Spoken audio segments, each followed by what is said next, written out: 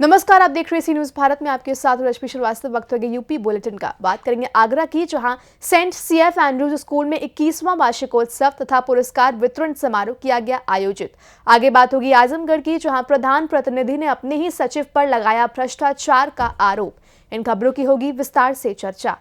Saint CF Andrews school के प्रांगण में 21वां वार्षिकोत्सव तथा पुरस्कार वितरण समारोह हर्षोल्लास के साथ आयोजित किया गया। शुभारंभ कार्यक्रम अध्यक्ष बीके अश्विना दीदी एवं विशिष्ट अतिथि डॉक्टर सुकन्या शर्मा, एसीपी विद्यालय के CMD doctor Girdhar Sharma, MD Pranjal Sharma, Shivanjal Sharma, Apoorva Sharma, Ocean Sharma, विद्यालय के प्रधानाचार्य डॉक्टर सुनील उपाध्याय और प्रधानाचार्य रीनू त्रिवेदी सहित संयुक्त रूप से दीप प्रज्वलित तथा माता सरस्वती के चित्र पर माल्यार्पण द्वारा किया गया। भगवान श्री कृष्ण के जीवन दर्शन पर आधारित श्री कृष्ण दर्शनम का विद्यार्थियों ने अत्यंत मनमोहक ढंग से प्रस्तुतिकरण किया। सीएमडी डॉक्टर गिरधर शर्मा द्वारा अतिथियों का स्वागत तथा अभिनंदन किया गया। सत्र 2023-24 में अपनी कक्षा के प्रथम, द्वितीय एवं तृतीय स्थान प्राप्त करने विद्यार्थियों तथा विद्यालय में सर्वश्रेष्ठ 11 शाइनिंग स्टार्स को अतिथि गण द्वारा पुरस्कार प्रदान किया गया।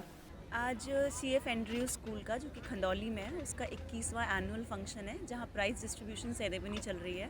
सभी बच्चों को, उनके पेरेंट्स को बहुत बहुत शुभकामनाएं और बधाई, जिन्होंने यहाँ अच्छा परफॉर्म किया। आज की थीम श्री कृष्णन है। ये बहुत अच्छा मैसेज है कि बच्चों को अपने कल्चर और रिलीजन से कनेक्ट करना। इसके लिए मैं बहुत बहुत बधाई दूंगी यहाँ के डायरेक्टर सर को, श्री गिरधर शर्मा जी को।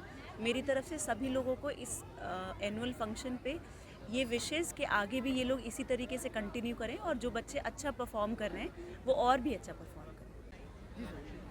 आज St CF Andrews school Hathras road का एनुअल फंक्शन है और जो आप लोग भी देख पा रहे हैं, मैं भी देख रहा हूँ कि इस क्षेत्र में बहुत दूर दराज से बच्चे आते हैं और जो कौशल भाषा पे, आंग्ल भाषा पे, अपनी मातृभाषा पे जो बच्चे दिखा रहे हैं, ये बहुत ही संतोषजनक है। क्योंकि भगवान कृष्ण हमारे जितने भी आराध्य हैं उन सब में महान रहे हैं, क्योंकि वो 16 कलाओं के अवतार माने जाते हैं और पारंगत रहे हैं। उनके जीवन के ऐसे पहलुओं को, प्रसंगों को ये बच्चे मंचन कर रहे हैं जो हम सब के लिए बहुत ही प्रेरणादायक हैं, स्फूर्तिदायक हैं और हमें अपने पाश्चात्य की, अपने पूर्व की याद दिलाते हैं और अपने संस्कारों को हम अच्छे से और जान पाते हैं। जब ये छोटे छोटे बच्चे किसी चीज़ को जताते हैं तो वो भाव अच्छे से और। आगरा से सी न्यूज संवाददाता अनुज उपाध्याय की रिपोर्ट। मामला आजमगढ़ जिले के तहसील लालगंज के अंतर्गत ग्राम सभा पखड़ी कला का है, जहां प्रधान प्रतिनिधि महावीर गुप्ता के द्वारा अपने ही सचिव प्रियम गुप्ता के ऊपर काम के बदले रिश्वत लेने का आरोप लगाया गया है। वहीं उन्होंने बताया कि हमारी ग्राम सभा के अभी बहुत से कार्य हो गए हैं जिसका पैसा अभी तक रुका हुआ है, जिससे ग्राम सभा का विकास होने में बाधा उत्पन्न हो रही है। वहीं उन्होंने बताया कि अभी 2 इंटरलॉकिंग कार्य कर दिए गए हैं जिसका भुगतान सचिव के द्वारा रोका गया है। वहीं उन्होंने अनेक कार्यों को बताया कि जिसका भुगतान अब तक नहीं हो पाया है। वहीं सचिव प्रियम गुप्ता ने हमारे संवाददाता से बातचीत में बताया कि प्रधान जी द्वारा जो भी आरोप लगाए जा रहे हैं बेबुनियाद हैं। कार्यों का अब जब चुनाव हुआ था तो चुनाव प्रशासनिक व्यय, हम लोग टेंट वेंट लगवाए थे, जो भी अधिकारी आए थे, लाइट या जो फैन वन जो भी व्यवस्थाएं होती है, प्रशासनिक व्यय वहाँ से शुरू हुआ, चौपाल हुआ और 15 अगस्त बीत गया, वहाँ भी सेलिब्रेशन हुआ और जितने भी प्रशासनिक कार्य हैं पहले तो उनकी प्राथमिकता होती है। आज आप ही लोग उपस्थित ही थे जो कार्यक्रम हुआ, एक भी प्रशासनिक व्यय का इन्होंने पैसा नहीं भुगतान किया। 2 इंटरलॉकिंग बनी, उसका नहीं भुगतान किया। इसके बाद एक नाली बनी, उसका नहीं भुगतान किया। कम से कम 10-12 शोकपीठ, अगले बार चौपाल का कार्यक्रम हुआ था, पीड़ित व्यक्ति आए थे, कहे कि नहर विभाग से नोटिस जारी है, सर हम लोगों को बनवा दीजिए, तो एक शोकपीठ भी मैं बनवा दिया, उसका नहीं भुगतान हुआ। इसके बाद मनरेगा का कच्चा कार्य शंकर मौर्य के घर से करण मौर्य के खेत तक, वह बेचारी लेबर जो है कम से कम 1 महीना 1.5 महीना पहले का फेंक चुके हैं। उसका एक बार एमबी हुई, डिलीट कराया, वीडियो महोदय के संज्ञान में हमने फाइल दिया, फाइल भी उठा ले गए। फिर दोबारा एमबी हुई, दोबारा भी उसको जो भुगतान नहीं किया तो फाइल ऑलरेडी मौजूद है। इसके बाद शोकपीठ का कार्य हुआ और तमाम कार्य जितना भी समझ लीजिए कि हुआ, सब कार्यों को किसी न किसी पहले कहते हैं करा लिए, जब काम हो जाता है तो दबाव बनाते हैं कि जो है पैसा हमारे फर्म में लगवा दीजिए, मैं अपना बिल वाउचर लगा रहा हूँ, तब जिसका बकाया है उसको कैसा दिया जाएगा।